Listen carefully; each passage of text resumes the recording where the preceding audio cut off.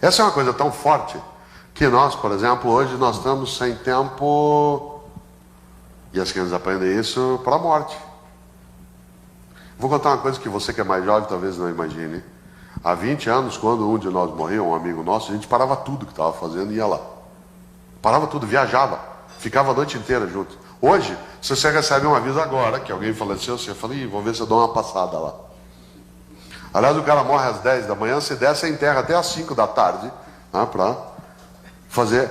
Daqui a pouco nós vamos ter velório drive-thru. Né? Você ri, já tem 5 na Califórnia. Certo? Porque é uma questão prática. Você entra com o carro, né? Você põe a mão sobre o corpo, você faz uma oração, ou deixa registrado lá, e aí você vai. Isso não é brincadeira. O Brasil inventou, e é uma tecnologia nossa, uma invenção, inventou ano retrasado, o primeiro velório que tem uma webcam. Certo? Ela fica sobre o caixão, e aí você pode acompanhar. O que a criança tem com isso? Crianças hoje não são mais levadas em velório por adultos. Os adultos acham que tem que poupar as crianças. Cautela, crianças não vão sendo preparadas para a perda.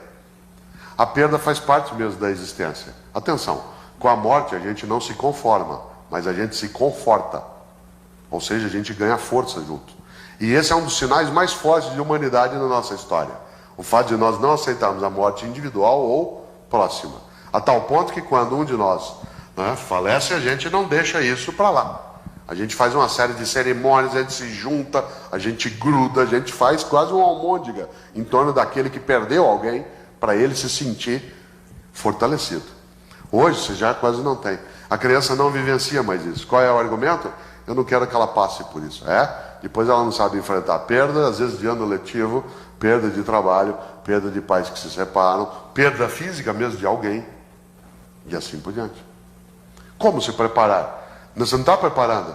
Uma parte delas, inclusive, se habituou, digamos, com a ideia de morte apenas no videogame, em que você tem uma personagem que quando falece, você vai lá, né, reinicia, e aí volta outra vez.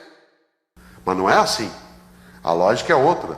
Esse mundo da criança, ele é um mundo que vem sendo afastado um pouco da convivência com os adultos, e de outro lado, ele é um mundo marcado por algo extremamente forte, que é o mundo da impaciência.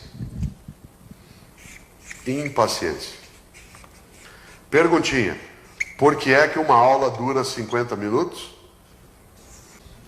Por que uma aula dura 50 minutos? E não 70, 35, 108?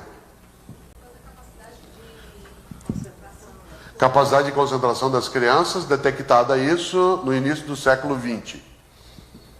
No início do século XX, a psicologia fez um estudo na área de educação para ver quanto tempo uma criança conseguia focar algo sem perder a atenção. No início do século XX, se chegou à conclusão que era 50 minutos no período noturno, diurno, 45 no noturno. Essa pesquisa foi refeita há 3 anos. Hoje o tempo médio que uma criança presta atenção em algo sem perder o foco é 6 minutos. Por que isso? Porque tudo é fast, tudo é veloz. A linguagem, inclusive, a linguagem de videoclipe, a linguagem da conversa, e porque os programas infantis de manhã, né? O Jean lembrou aqui, eu faço programa de TV, nos programas de manhã infantis, os blocos têm 6 minutos. Presta atenção nisso. O programa é blocado de 6 em 6. Ou seja, a apresentadora fala, põe um desenho, 2, plaf, 6 minutos, vem um break. Vem outro, vem publicidade, volta ao programa, 2 desenhos, 6 minutos, paf, outro break. Isso vai criando outra lógica de conversar, de lidar. Inclusive, porque as crianças que cresceram nos últimos 15 anos, elas passaram a usar uma ferramenta que produz um nível altíssimo de impaciência entre nós, que é o controle remoto. Vou contar uma coisa que talvez você que é jovem não imagine. Quando há 20 anos os controles remotos estavam aparecendo, se eu quisesse mudar de canal, portanto, mudar o meu foco de atenção, eu tinha que levantar, fazer um movimento, ir até lá e mexer. Aí eu voltava e sentava outra vez. Se eu quisesse mudar de atenção de novo, eu tinha que levantar, e isso dava um trabalho danado.